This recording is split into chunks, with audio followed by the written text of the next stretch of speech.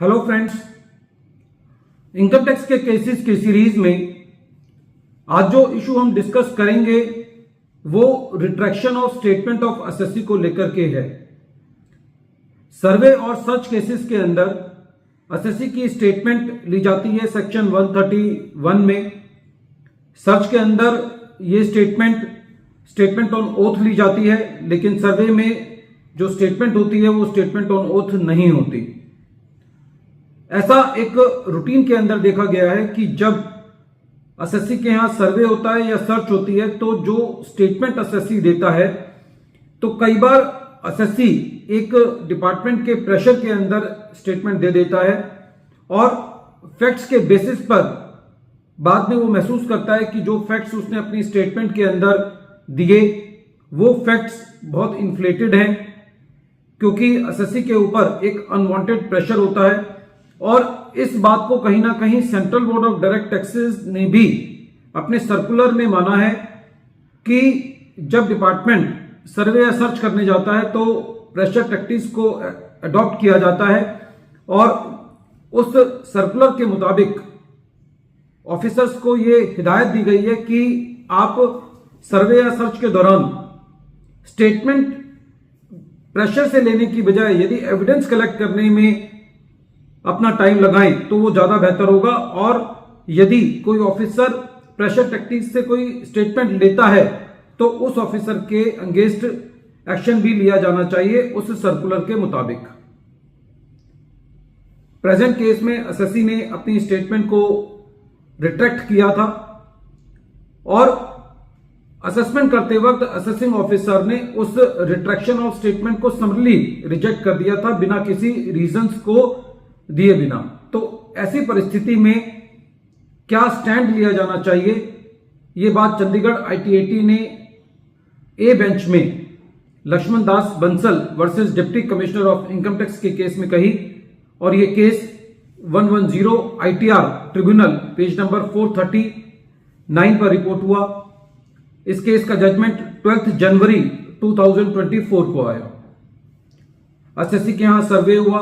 SSC एक senior citizen था और जब एसएससी की स्टेटमेंट ली गई तो एसएससी ने 2 हफ्ते बाद अपनी स्टेटमेंट को रिट्रैक्ट किया एफिडेविट के साथ। और उसके अंदर एसएससी ने ये रीजन दिया कि मुझे मेंटल एगनी थी उस टाइम और जिसकी वजह से मैं अपने फैक्ट्स को सही तरीके से नहीं बता पाया। लेकिन असेसिंग ऑफिसर ने इस पूरी रिट्रैक्शन ऑफ स्टेटमेंट की तरफ कोई भी ध्यान नहीं दिया और उसको समली रिजेक्ट कर दिया बिना उसको रिब्यूट किए। और जो भी स्टेटमेंट एसएससी ने दी थी उसके बेसिस पर एडिशन किया। कुछ लूज पेपर्स मिले थे, उनके बेसिस पर एडिशंस किया गया। जब ये मैटर ट्रिब्यूनल ने देखा तो सबसे पहला मैटर शॉर्टेज ऑफ स्टॉक को लेकर के था। जब सर्वे हुआ तो ये पाया गया था कि बुक्स के अंदर स्टॉक ज्यादा है लेकिन एक्चुअल में स्टॉक कम है। तो इसका इन्फ्रेंस ये निकाला ट्रिब्यूनल ने और सीआईटी अपील ने भी कि जो स्टॉक एक्चुअल में कम था वो एसएससी ने सेल कर दिया होगा और जितनी उसकी सेल बनी उसका ग्रॉस प्रॉफिट 8.02% एसएससी की इनकम में एड बैक कर दिया। दूसरा, एसएससी के यहां जो डायरी लूज पेपर्स मिले थे उनमें कुछ अमाउंट्स लिखे हुए थे, नाम लिखा हुआ था, जिनके बेसिस पर असेसिंग ऑफिसर ने अनएक्सप्लेन्ड एडवांसेस के नाम में एडिशन कर दिया था सेक्शन 69 में। इसके ऊपर ट्रिब्यूनल का यह कहना था कि जो ट्रांजैक्शंस लूज पेपर्स में लिखी हुई है उनके अंदर ईयर ऑफ ट्रांजैक्शन नहीं है, ये मेंशन नहीं है कि वो पैसा रिसीव हुआ या पे किया गया। असेसिंग ऑफिसर ने जिन भी लोगों को जो पैसा दिया गया है उसमें कहीं पे भी इंक्वायरी नहीं की और कोई भी सपोर्टिंग डॉक्यूमेंट्स ऐसा नहीं है जिससे ये पता चले कि एसएससी ने एडवांसेस दिए हैं। इसलिए जो भी एडवांसेस का एडिशन किया गया था उसको चंडीगढ़ ट्रिब्यूनल ने उसको डिलीट किया। इसके अलावा कुछ अनएक्सप्लेन्ड कैश क्रेडिट्स थे एसएससी की बुक्स में। इसको लेकर के ट्रिब्यूनल एसएससी की जो स्टेटमेंट एसएससी ने रिट्रैक्ट की थी उसको लेकर के सेटिस्फाई नहीं थी और ट्रिब्यूनल का यह कहना था कि जहां तक अनएक्सप्लेन्ड कैश क्रेडिट की बात है उसमें एसएससी अपना पक्ष नहीं रख पाया है और उन एडिशंस को ट्रिब्यूनल ने सस्टेन किया। फ्रेंड्स, इस पूरे केस से बात ये निकल के आती है कि जब कभी भी स्टेटमेंट रिट्रैक्ट की जाए तो वो फैक्ट्स के साथ रिट्रैक्ट की जाए।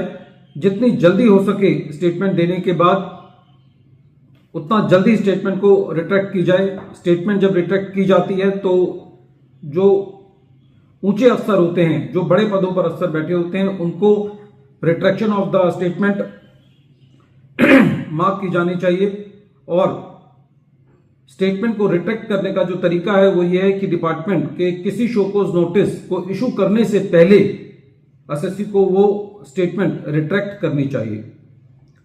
वीडियो के अंत में एक बार फिर मैं केस का नाम रिपीट कर रहा हूं। केस का नाम है Laxman Das Bansal versus deputy commissioner of income tax और ये case 110 ITR tribunal page number 439 पर रिपोर्ट हुआ।